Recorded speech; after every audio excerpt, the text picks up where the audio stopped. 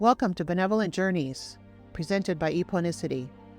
Eponicity offers transformational experiences for those seeking to align their purpose and their passion. I'm your host, Deborah Draves-Legg. Benevolence is innate in nature. We are born as benevolent beings, inherently inclined toward kindness and generosity. Sadly, the noise of society and cultural expectations can muffle our altruistic instincts. It's time to cull the parts of ourselves that no longer serve the greater good. It's time to return to our natural way of being, living with love and grace at the forefront of our lives. This podcast shares the transformative stories of individuals who have listened to what is calling to them, then stepped into what this was asking them to be, and then responded by taking action to carry out what they were compelled to do. In each episode, we sit down with remarkable guests who've navigated unique paths, turning their life experiences into catalysts for benevolence. We'll hear the stories of noble journeys, hear how personal struggles blossomed into empathy, and how challenges transformed into opportunities for kindness. Benevolent Journeys is more than a podcast. It's an invitation to embark on a transformative journey of remembering the benevolent being we were born to be, one story at a time. Welcome to another episode of Benevolent Journeys. And today's episode is extra special because we are on location in the barn with some unique support staff. And they're cloaked as horses. And I'll look around here a little bit. There's one standing behind me, and I'll change my camera. And there's one here. There's one guy here, one there. Oh, and someone there. So that's just a little bit of a orientation to where we are in the barn in December in Virginia. And it's like 60 something degrees today. So it's very beautiful outside today. And I'm so excited about today's episode because we're going to be weaving together the beautiful intersection of art, spirit, and mediumship. My guest today embodies all of these elements with grace and dedication. Spirit artist and medium Maria Foreland. And I will just go ahead and read her introduction here. I met Maria last April at a workshop she co-facilitated with Dr. Jeff Tarrant, a psychotherapist and neuroscientist.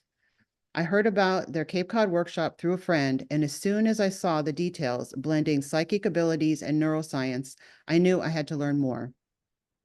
It was such an inspiring experience that I reached out to them to collaborate, and that's how our Energy Alchemy Retreat, which will take place here in Virginia in May 2025, was born.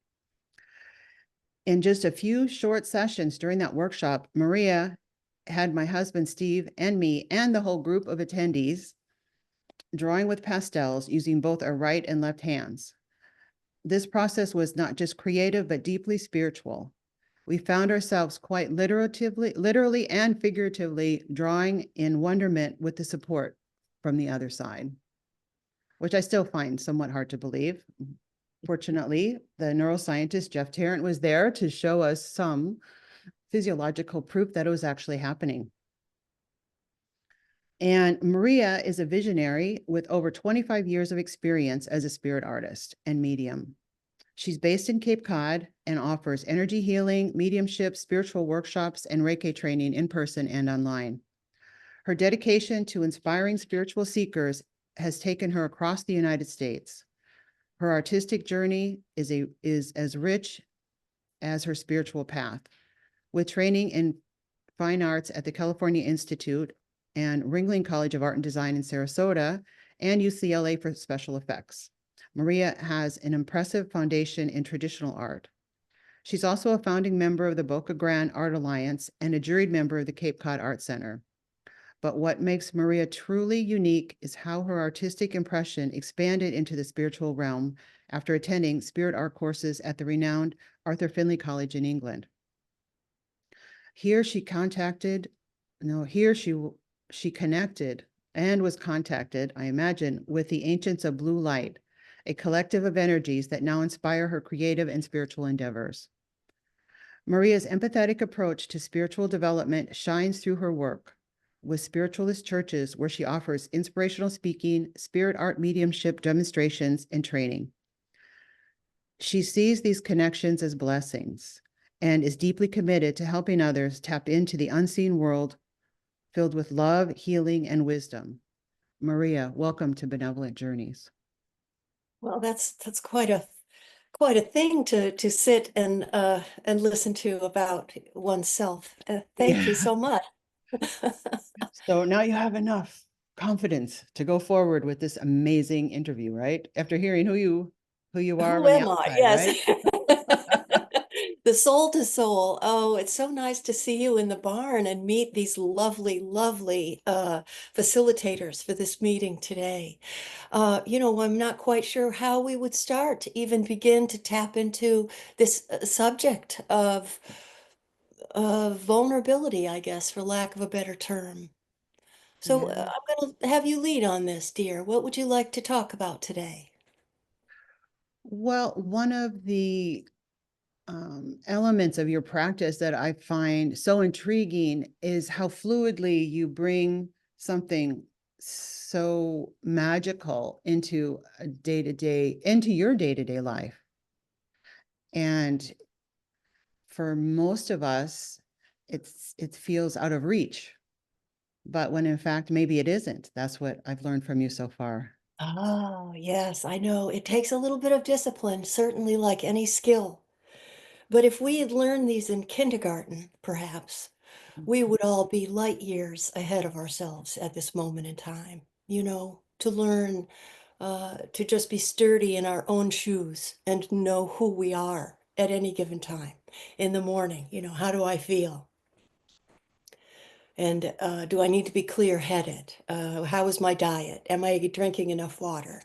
But I think sitting with what I call my best friends, in the outer realm or the unseen world, I feel more grounded and stable when I leave the house. And I think for most of us, we rush and we push. So I'm just going to notice here that my mayor here, Halsey, when you started to express this sentiment, this is when she took a few steps forward and started licking and chewing. You can see that. And that's an indication that the horse is validating whatever is coming through, whatever idea is coming through. And it was funny, while you were speaking of this, I thought of asking you the first time that you experienced a conversation with somebody from the other side. And now you can hear her looking and chewing again. This is what she wants me to ask you. Oh, goodness. You know, I, I have a hard time remembering when that very first moment occurred. Um, So, because, okay, so what I'm going to do, this is so interesting. So this horse here, Cowboy, he started licking and oh, chewing, cowboy. started talking. So I will go ahead and tap into his energy. Now he put his head down. He's behind the fence there. Okay, he just shook his head as he supports your remembering. Well, as soon as I was looking at that open door of the barn, it's like I do remember as a child looking out the window. And No, no, um, he put his head down. Okay. Uh-huh. okay. That's why I put his head down so you could see the window, maybe. Oh, there you go. I just remember sitting in my father's chair, like looking out the window at this magnificent maple tree, huge, huge maple tree, and thinking, I don't know, there must be something more in life. And to have those angels, which I loved angels as a child, I was fascinated with angels. I think that they're very much with us as children, focused on our well-being and our, I don't want to say entertainment, but our soul journey to help us to be sure-footed as children. And sometimes when we're, oh, what do we have here? Oh, never mind. Something happened. Oh, well, look. Okay. horse is behind you on the head now. This is Okay. crazy. This Uh-huh. is fabulous. Okay. I'm trying to pay attention. So go ahead. Finish what you were saying. This is important. When they came to me in a dream, in dreams as a child, like precognition of something's going to happen, or I was able to help someone in my family prevent a loss or an accident, too young to understand what that meant, even in the middle of the night. But my mother and father both supported me with this. We didn't talk about it outside of the family, but they knew that something unusual can happen to children. Mm-hmm. I'm not quite sure if I'm making myself clear, but I did have a very profound dream about my aunt. One night, I woke up very, very upset, crying and shaking my mother and father awake and telling them that my auntie was in distress. And she lived right around the corner. And finally, they gave in and they called her in the middle of the night. No one answered. And my father got in the car with his bare feet and pajamas and ran over to the house, and there Shirley, she was on the floor, had choked on some sort of food that she was eating, and he helped her to survive. So Wow. that's an angelic Okay. intervention. Well, so this is so interesting. So now this little horse here, he acted like he was choking just now. Oh, And I have to pause first.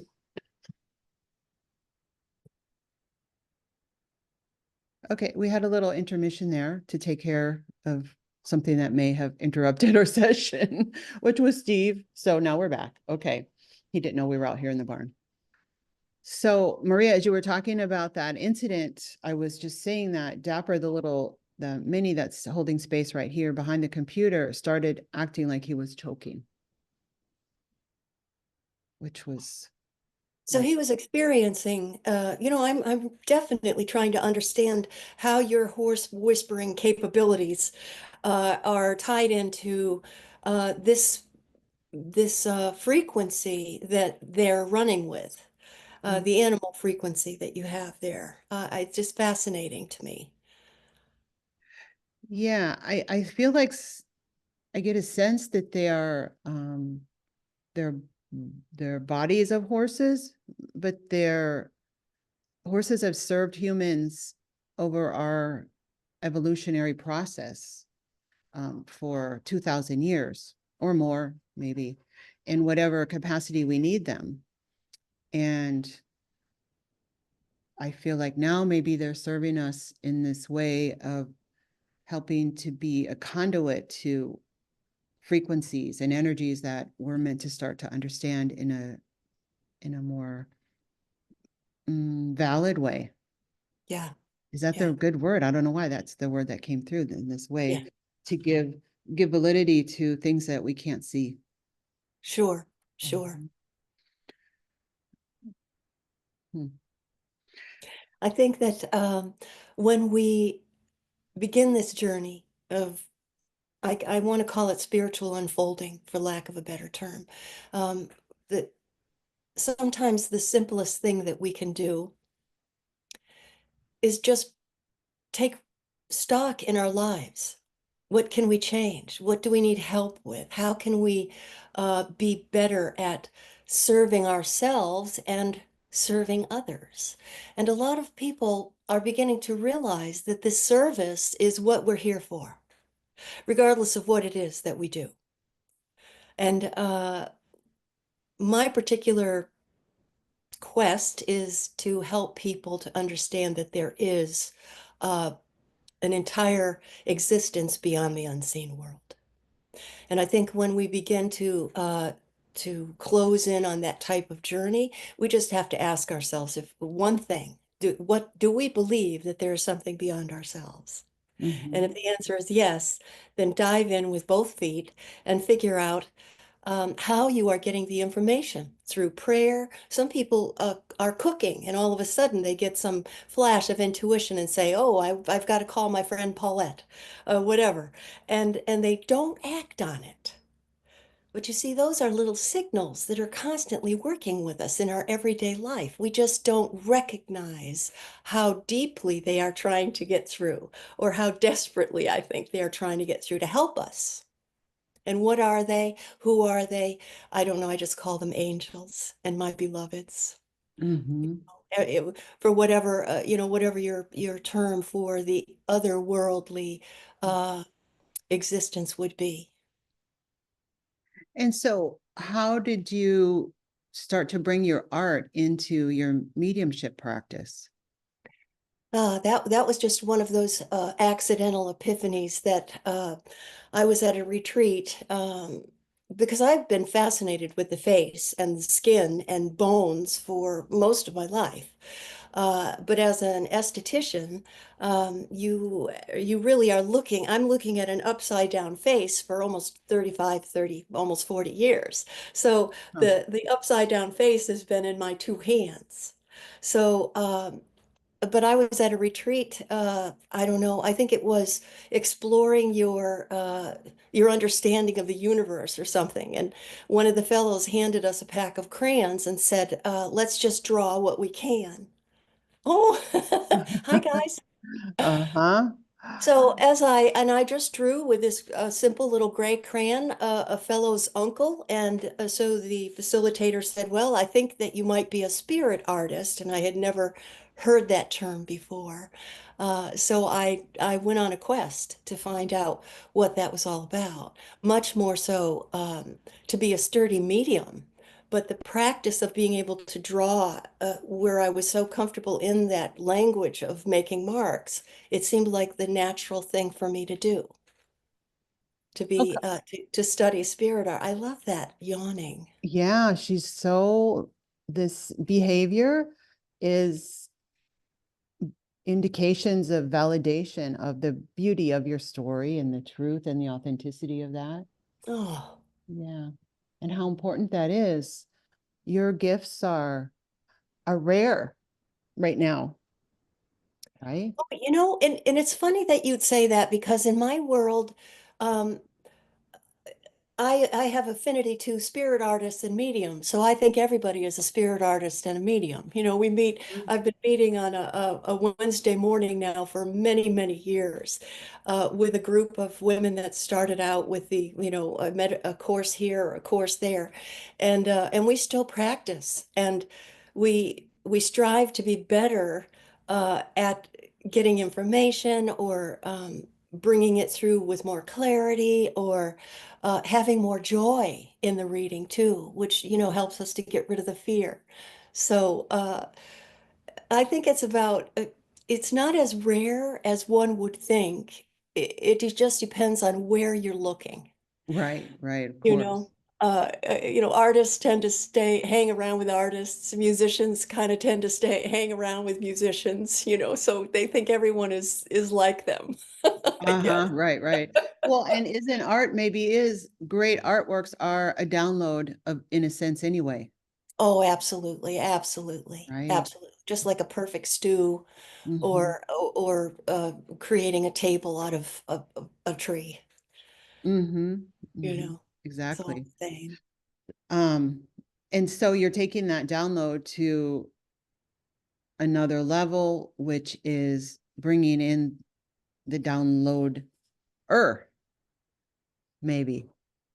Yeah, and how we do it is so interesting because everyone has their own little way of trying to express how they do it. Uh, for me, there have been no words for many years to try to figure out what it is that we are doing. We're sitting here, we often study and close our eyes. We use terms like sitting in the power uh, or going into deep meditation. Some people use that word as well. But when your eyes are closed and you're creating this magnificent world, uh, but we don't know where we are, sometimes it gives you a moment to pause, right? Like, what's really happening here? So Hmm. to prove it, That's why I got involved with Dr. Tarrant, because he, so many years ago, like, a decade ago, he was talking about how the mind is actively seeking a deeper place. No matter who we are, we're always looking for stability and security. And we find it in many different ways. But how the brain is operating while we're in this no word type universe Mhm. brings it to a reality that everyday people can understand. This is Right. where your brain is. This is how we're acting. This is where we're reaching. This is how you can attain this, that, or the other thing by a variety of ways that help us to be um, more actively seeking ourselves. So in Cape Cod, you underwent a very interesting experiment with Dr. Tarrant and were connected to an EEG machine while you were doing a reading. Yeah, that was an Tell us interesting about that. experience. Hmm. That was an interesting experience. That helped me. First of all, I think every medium has a certain sense of, I wonder what's going to happen.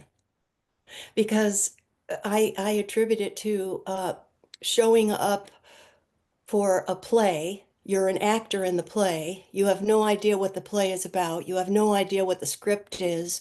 You have no idea what the props are. You just show up and you're kind of dropped into this new place.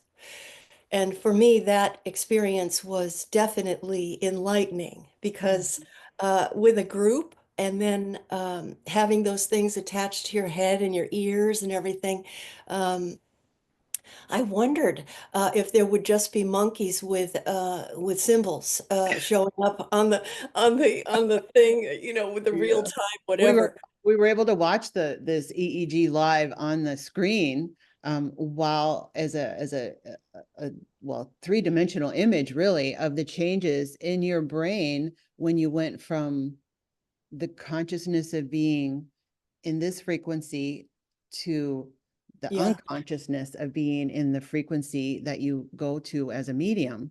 And we yeah, watched it live. yeah. And That was exciting. me with my, I have a very scientific brain and medical brain, and I was just going, yeah, I don't think so. Is this really real? It was so Yeah, is this really fascinating. real? And see, that's the thing that about the new frontier is that we really are coming into profound science now to understand how the mind is working, although it's endless, I'm sure. And I don't want to talk above my pay grade because I'm really simple about making marks and applying color, which is, Well, and that's trying, simplifying trying. what you do. Look at the painting behind you, which is one of my favorite paintings of yours. Oh, Yeah, thank you. just That making angel marks. of Okay, I grain. don't think so, Yeah. but Well, uh, because everybody can make a mark. Everybody, no one thinks they're artists until they're handed some kind of tool. And all of a sudden, if you just give them a few moments and breathe a little and find a little bit of, I want to say, joy or peace in just one moment to just try something new.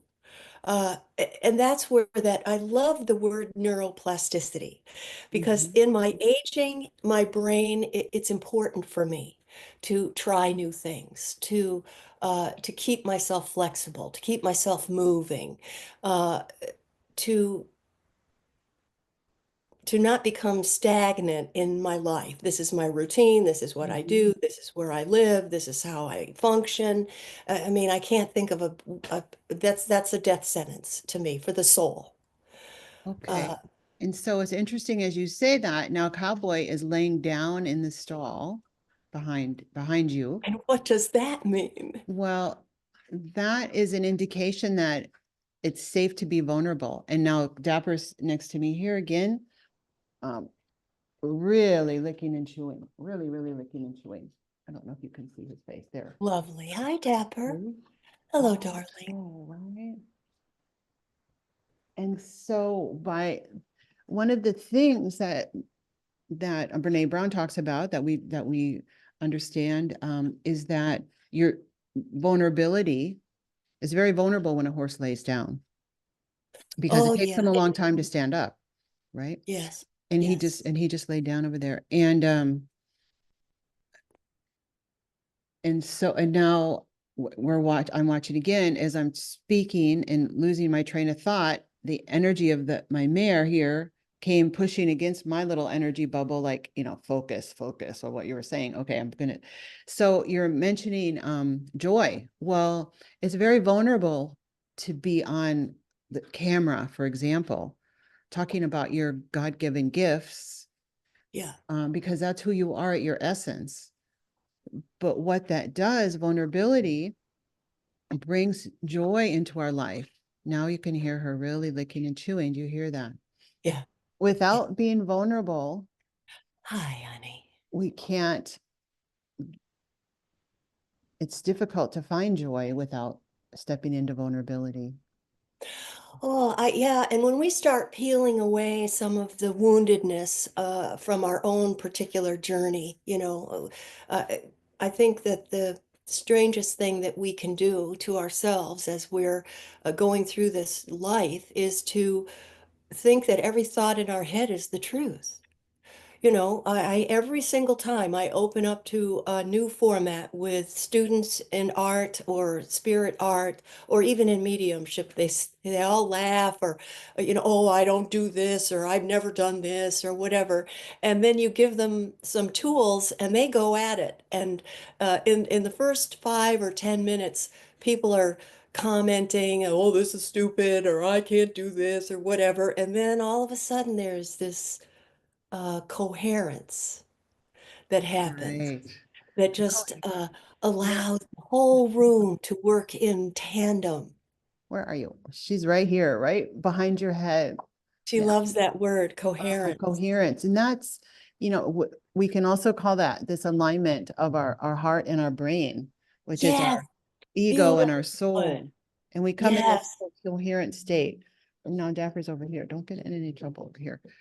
Um, Yeah, I think that's truly where we begin to, look at each other in a new way. We take the mask off. We're not this, we're not that, we're not our professions or our titles, and we're just souls having fun, making marks and playing with color and doing incredible things that kind of speak to the soul versus the brain. So when we can, and that's why we use some exercises to go quickly, because people are, oh, it's too fast, and then you just go, um, well, that's the way it is, and then they get out of their own way. oh, that's why, because when I was been practicing with you on some of your online classes and during during the time in Cape Cod, I was like, wait a second, I don't have the hair just right yet, or I haven't done this because I can't, I'm a terrible drawer. And Oh, see, you're doing it you already, know and you what? were I know, right, practicing. right. That's the beauty of it all. But then at the end, I'm like, I drew that. And then it Yes, happened to be somebody's relative in the room. yes, yes, And yes. Steve was drawing with both right hand and left hand, and that guy, he can't even turn on the lights with his left hand. That's how Oh, not left-handed he is. and that's the other exciting part of it for me. Yes. When uh, when we're defining occupations, for instance, it just seems like every single person is using both hands for one reason or another, but we're not aware of it. And Oh. think of, the chef, the cook, the knitter, the mechanic, but there's a difference between, and I think it's what do you call it? It's a state regulation on occupational descriptions that it's gross motor skills or fine motor skills. So you think of a mechanic or a carpenter hitting a nail. He's got to use those two hands. He has that proprioception. He knows what's going on all around him or he's going to hurt his finger. So he's very clever. But that's a different skill than the one that's using, uh, say, a brain surgeon, for instance, right? But they're still using both hands. Mm-hmm. So I was asked so many times for a long time, I couldn't figure out why I went to two hands. Why is this, uh, it was speed, but it was also familiarity because I have been working with both hands for many, many years. Like a massage therapist, a facialist has rhythm, uh, and repetition. Well, maybe your non-dominant hand was the conduit for your guides to come through. Perhaps. And you can say things so beautifully like this, and my mind doesn't work that way. I just go, yeah, two hands. I don't know. Right. Let's You go. don't, if you analyze it, that kind of messes it all up. Right. We lose the meaning. So how do we start? We're going to do a live session here Oh, okay. with our helpers, Yeah, and I can for just everyone to see how this process works. And from what I understand is there may be someone waiting to come in to help uh, the audience, help us get more clarity around this, or who knows why they're there. Who knows? We don't know. I think for Can me we it's can we ask something? Can we ask something specific or someone specific to come through, or no, not no. I necessarily? I just think at this point for this type of environment, I'd like to be able to just say, let's put a face on the paper. And then in real time you can see that this develops and this is how I work, for lack of any in-depth process. Mhm. Let me just get the board over here. I always have something on the ready here. And sometimes my room gets a little messy, but I tried to clean it up a bit for today. So, Well, we had a last minute change of location here too, and so I had the yeah, horses all yeah. came in, and they had Well, let papers me, all over, and so I had to make sure they weren't looking like orphans well, before the show. Okay, okay. so All yeah, right. move So that. I guess That's sometimes good. what people want to know is what I'm using. I'm just using a regular newsprint paper, and then I have these little packs of pastel, which are pretty dirty at this point. And let's see, I always have a little face cloth handy so I can clean my hands. And water is never something that you want to use with pastels. That's my main source of drawing is pastel. And many artists use pencil. And I find pencil to be tedious and uneventful, for lack of a Well, better. that's pretty powerful. Yes. Yeah. So I'll let me just start. Let's see what we can do here. And I'm like, again, I'm not calling in my angels and my guides. I'm not trying to be in witness to anything sacred, because that's a different process for me. But just to experience how I would draw. First of all, I just want to take a deep breath, you see, breathing and focusing on what my task is. So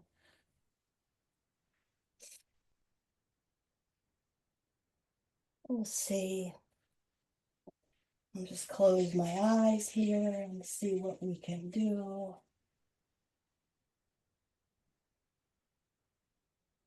And sometimes it's an indication that, oh, I think I need to draw a person with longer hair. Sometimes a gentleman will come through and I'll already feel that happening. But in this instance, I just feel compelled to draw a woman with a little bit of hair and a very beautiful big eyes. Am I sensing this? I don't know.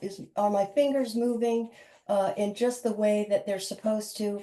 I guess that's true, because I don't try to analyze it. I just try to have a little bit of fun and a little bit of freedom with this lovely gal here and such an interesting chin. And this is where I have to start saying to myself, okay, I feel like I hear that she's saying, no, my chin wasn't that droopy.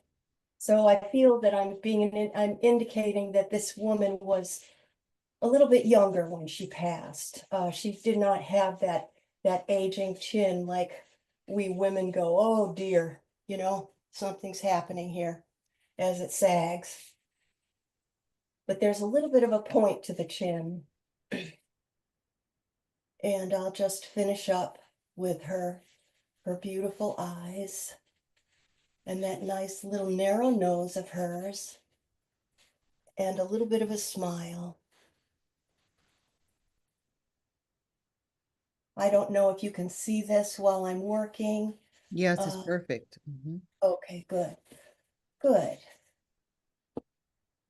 And see, this is why I like to draw with two hands. And part of the other part of this for speed is that when you're serving a church, not every medium is a spiritualist, and not every spiritualist decides that they're going to go out and plan events and do events. They mostly serve in the churches.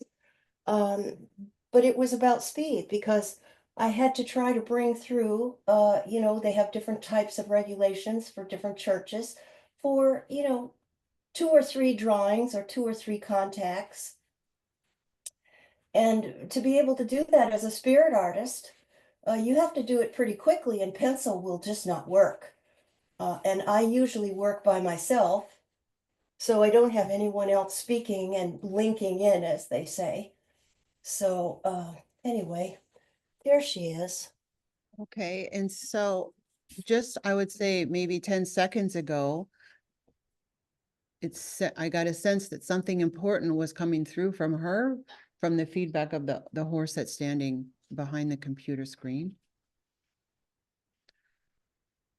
Did you get So tell me what that would mean for me. for What? you, right? Because you were talking about something, about what the church is like. Oh, pencil just wouldn't work for you. So you switched the past Right. was when she started to give an indication that something was coming through from this individual. Yes. I think to be brave, to be strong. Sometimes when I draw in the morning, now see, you can just keep noodling and fussing around on a drawing for eternity. But there comes a point where, uh, particularly in spirit art, where you can really mess it up and it becomes, you're trying to make it precious.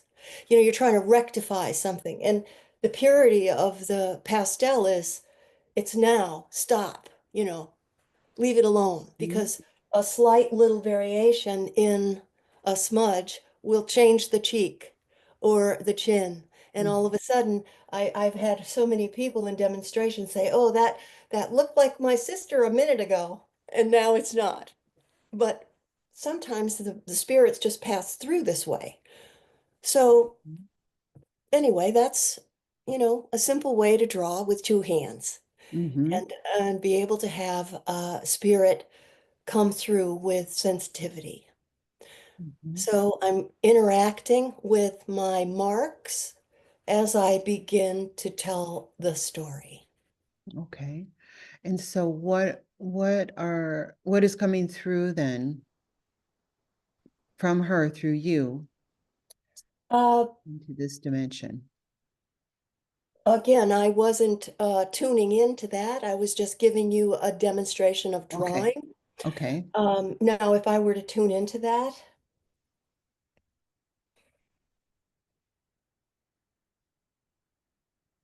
to tuning into how this woman is feeling, or if when she existed on this plane, she definitely had some problems with her stomach. There was cancer. It kind of rapidly moved through her body. I feel that she, again, did not live to be to have a long life. But I also feel that the message that she would give to everyone as a higher being would be to appreciate your life, the misery and the joys, because we don't always take those hard lessons as lovely truths. We fight them and we deny them, or we build a story around them and say, oh, they hurt me and they are this and they are that, rather than any responsibility that we can take for our own life and how we learn to be better through the adversities instead of looking at them like they're sentences for punishment. Hmm. So I guess she had a lot to say after all. Yes, she did. I love to draw with them every morning, and sometimes I look at them and I go, what a lovely person. And I have to, uh, they say the simplest things. The other day, I felt like an elderly woman, like, like a grandmother type, came through, and it was like, little kittens, put on your mittens and try to be the best you can be today, you know. Hmm. Uh, and sometimes they come through very, um, strong and matter of fact, like, be brave and stop complaining, you know? Hmm.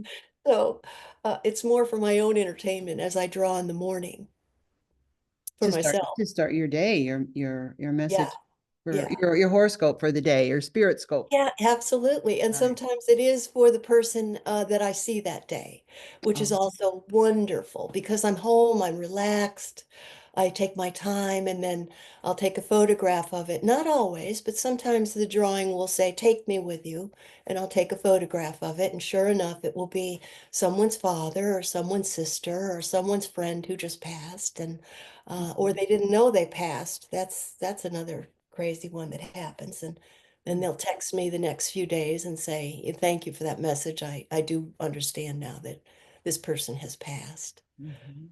So that's that. And so the relevancy of the message from this being, can you ask her a question? Yeah, I don't usually. That would be what I would call channeling. Okay. In mediumship, we don't usually ask the spirit questions. We get the download and we say exactly what it is, Mhm. and they keep the information pure in that regard.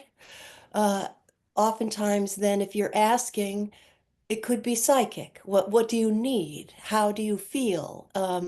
Is this job good for me? That would be more psychic. Uh, and then there would be channeling, which would be um, from higher beings. Uh, and you'd be in a slightly altered state or in a deep altered state. So there are a variety of ways that we speak to the spirits, so to speak. Mhm. Mhm. Mhm. But yeah, I think I don't know if that answered your question. I hope I didn't get off track there. No, no, no, no. Okay, So I have a tendency to do that. I don't think I know this person. Um, Oh, it wasn't my intent. no, no, I know. I don't think I know this person, but I'm getting a sense that this energy might be working through my mayor that's standing here staring at me like I'm supposed to pay attention, right?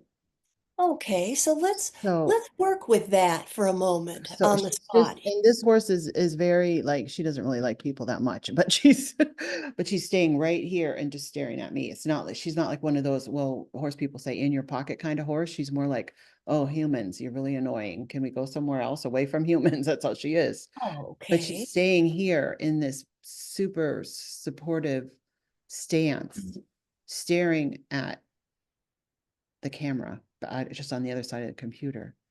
So, Well, I would believe then, for you, I mean, certainly you are a prolific writer, you are a horse whisperer, you are a facilitator, you work with plant medicine.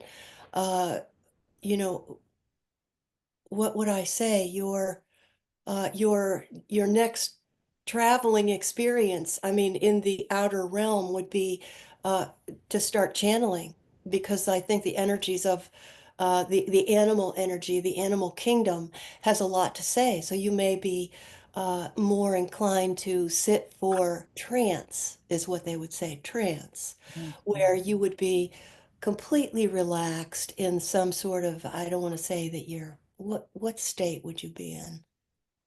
And keen awareness. An alpha state, perhaps, and then a light trance to help bring words through. And so you would be working with other beings or your specific guide.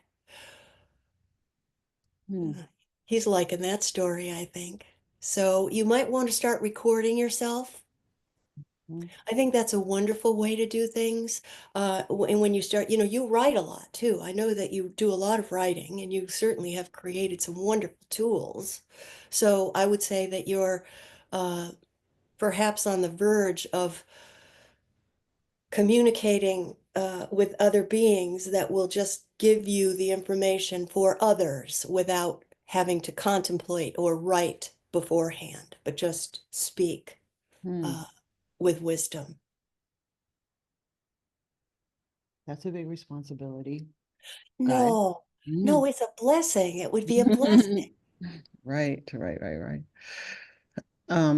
Well, sometimes it does feel like that is happening in some of the information that, like the space that's been created for me to evolve in that way came from what felt like a disaster. Oh, now he agrees with that. You can see him licking and chewing, right?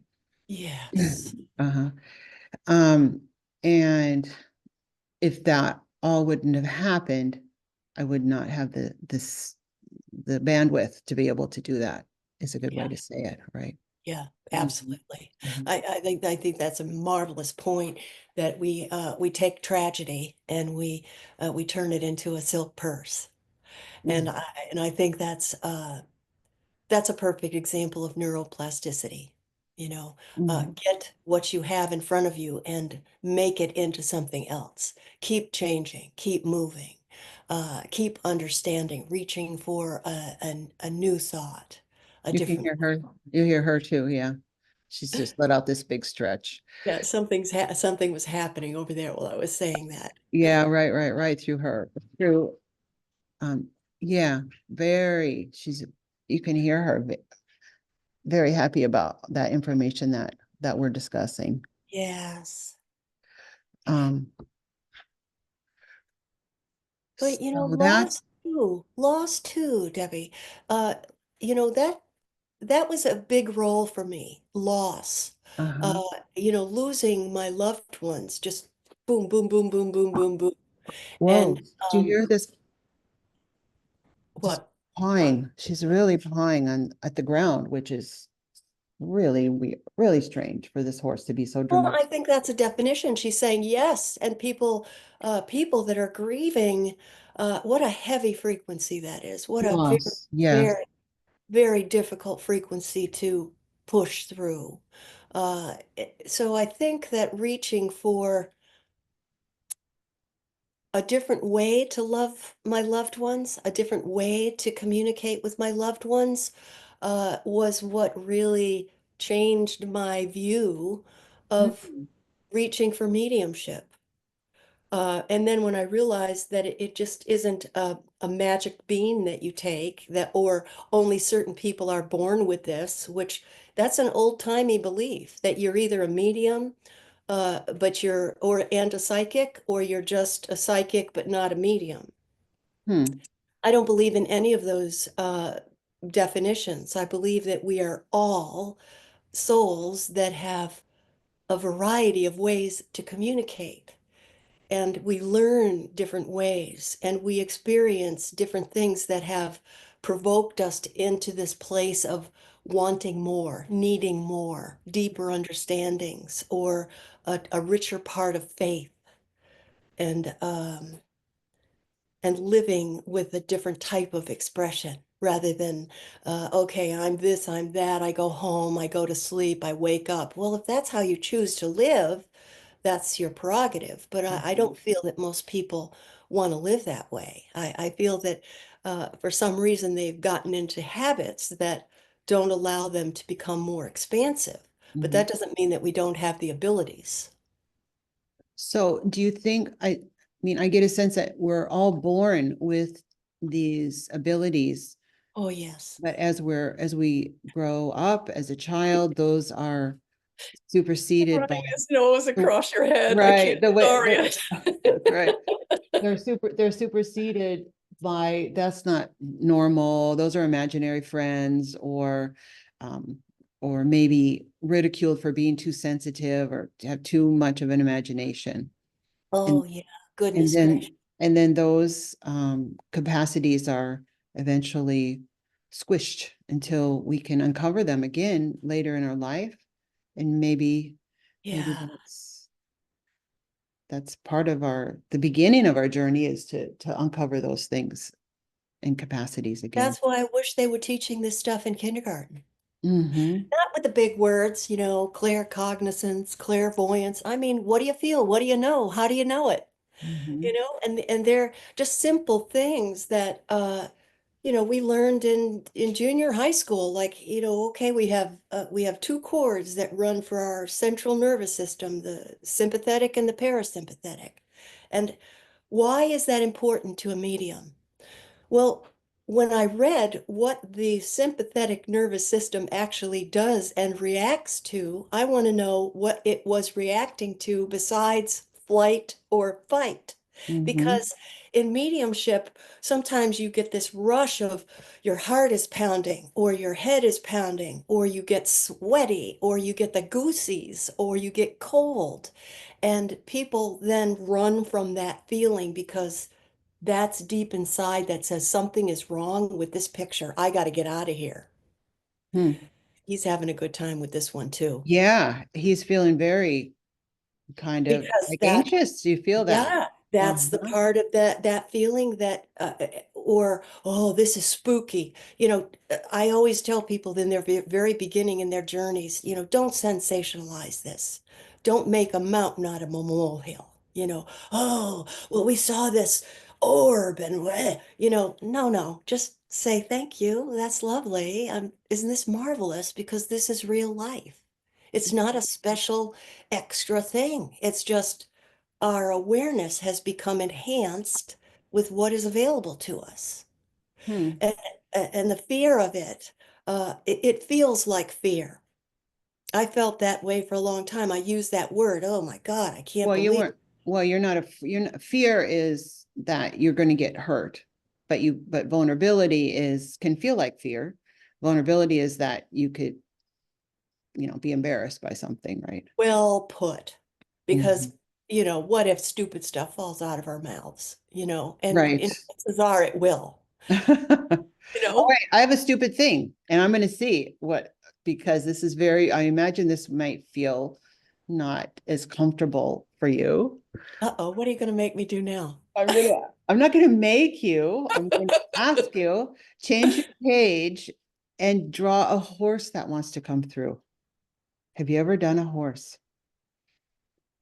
No, I haven't. Let's And try. Let's try. no, I think I'll pass on that.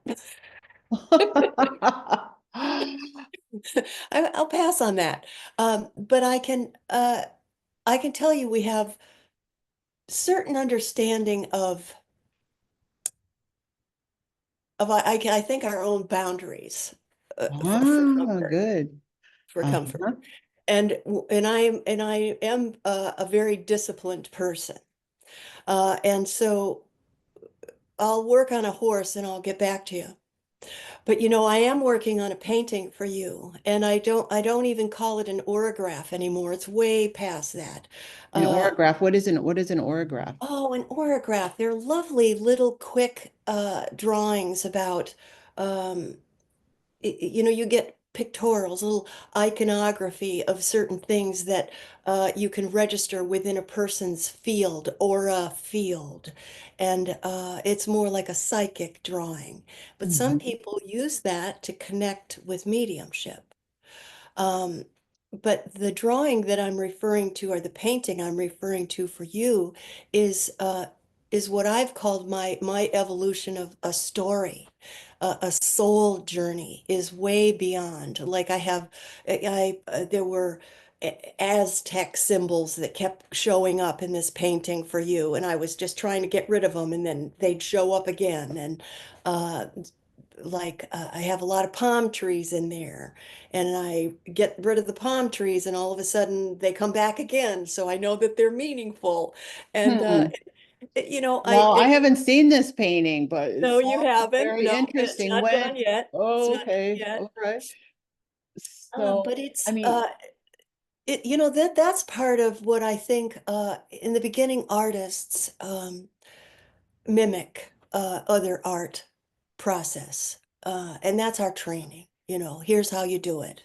I draw very specifically to help people um, to do this type of artwork. If I were helping you to be a better painter, I would use color, but I wouldn't tell you how to do it Mm-hmm. because at this point for me, I have found a different voice. All of my life, I've been mimicking, or, oh, this is a good couch painting or whatever.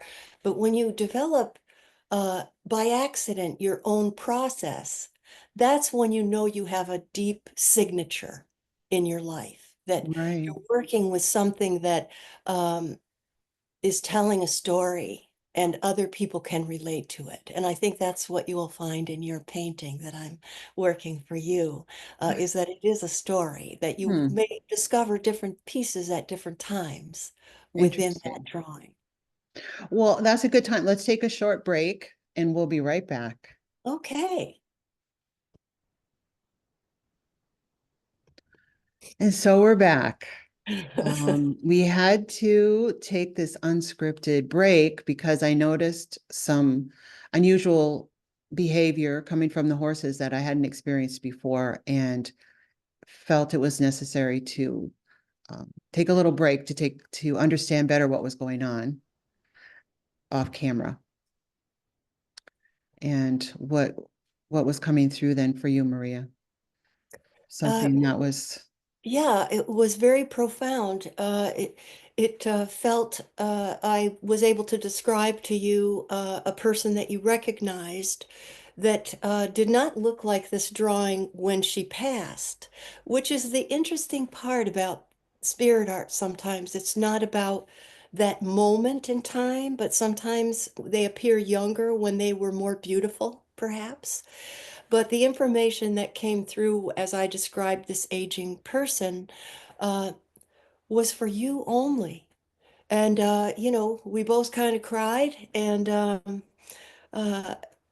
it's a sacred thing that happens sometimes. It's a blessed feeling that washes over us when we know it's true. And I think it was meant to be private. Certainly the way and this person's lifestyle also would be protected. But that's the kind of thing that I think is really important for mediums to understand. That there is a difference between the sacred moments of mediumship and showmanship. mhm. And so And I think, we can hear in the background cowboy blowing, and he was the one that brought this forward. And oh, so okay. So he's this is bringing bingo. in this beautiful validation of your words and protecting this sacred space that we've created here today. Yeah. So I think sometimes people have the wrong idea of they see a TV show and they see some medium performing on TV and they don't realize that there are thousands of takes that happened or there's a precursor to it. They don't just stop people on the street. I think sometimes new and excited mediums get away from themselves and they don't realize, oh, they start talking to people in supermarkets or whatever. And that's just ridiculousness. For me, anyway, that's just wrong on every level. I like to create that sacred moment. I build my power, so to speak.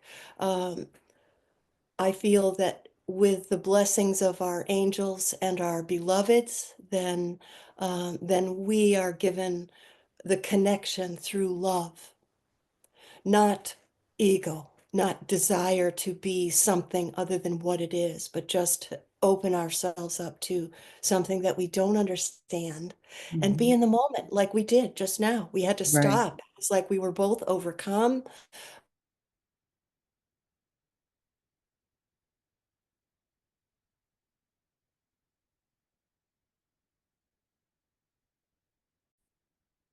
And oh, Mm. Interesting that we had the screen froze oh, during a for heaven's moment. sake. Yes, during a moment there. So yeah, interesting. What now? Okay, and now here she's coming to to talk to us about the frozen screen. Hmm. So many things at That work here. sacred living. I think Mhm. that's where we were really at the point of where I was feeling excited Yeah. about our daily living. I think that's what mediumship has helped me to be a better human, to understand more deeply myself at any given time. Because those are the questions I ask myself in mediumship. What do I know? What do I see? What do I hear? What do I feel? You know, but when I wake up and ask myself those questions, then I can be more ready to serve myself and others in the day. So, with these experiences and this kind of training, we can be, uh, we can feel more free to experience life as it is versus what we think it should be. Well, and I think that is really what you've shown us is first and foremost, you are of service Yes. to something sacred and greater than yourself. And Maria, that is one of the elements of you that I respect so much. And it creates safety around the relationship that we have. They look like they're going to hug each other. Yeah, I doubt it. I don't know about Oh, they don't. They that. look they look like from here they look like their noses are touching. Can you see in your screen? It Yeah, looks I like, can, but her ears are back. oh, that's not a good thing then? Well, no, she's like, nah, don't touch me. Don't you're in my space. You're in my space a little. Or she's, well, that's why I said she's busy. She's busy staring at me. So maybe that's what I need to start paying attention to is this information coming through when I get this kind of look, right? Well, I think she's probably saying, hey, we can use these everyday skills like read the room. Have you ever walked into a room and or you're going into a party? Like right now, we're coming on season where we're going into different events, and Mhm. sometimes we're so much in our heads that we're not present in the room, and we don't even know what's going on, and we stomp all over somebody's aura and like our ears don't go up to be signaling somebody to say, hey, you're in my space, Right. Our ears don't go back. Uh-huh. right? Exactly. Um, so this has been, yeah, a very telling, I think, experience, unscripted. We didn't know what was going to happen today. And I appreciate your uh stepping into the vulnerability of working with me in the barn and these guys out here.